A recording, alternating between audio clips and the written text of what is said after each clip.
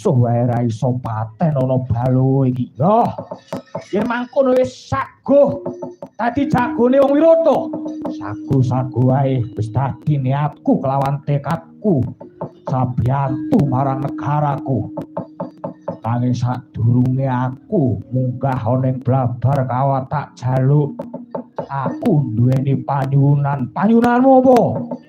Tak sembadani kowe njaluk mobil, kowe njaluk rambutmu lurus, tak sembadani. Aku njaluk saeneke penonton, saenek-eneke yoga pengrawit sing nonton ana ing Blabar Kawat aja mangan aja ngombe. Tegese piye? Tegese tak jaluk poso sak suwene perang. Wis tak belan-belani poso ket mau. Lah kok mangan panggang. Lah aku arep maju perang kok.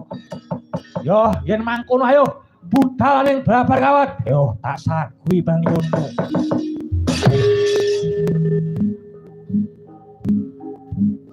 Ha.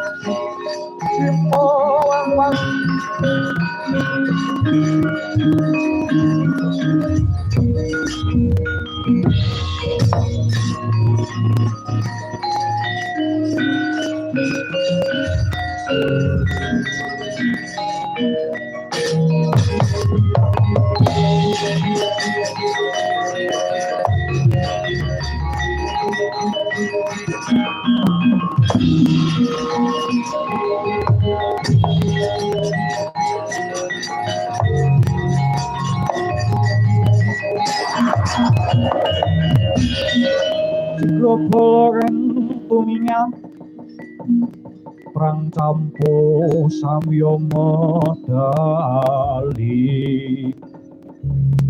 lir tatip wileteng koto wong dahe wengkung menguncang niti bindang sangaji wijil latinya medali us kang lagyon medeng semedi wonten ing tengahing sendang watari raja mala nindakaken tapa kungkum mentas saking tapane jingkrak nganti kaya mriwes lungsung banyu.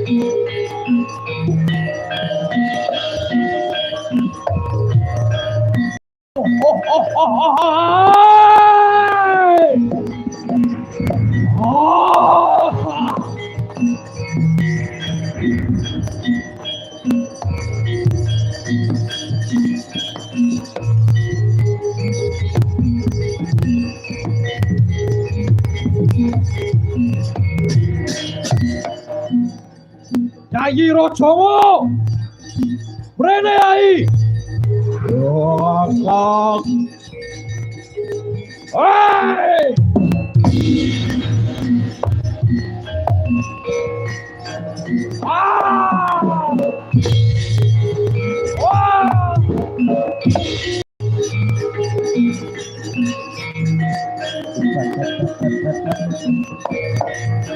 Hei!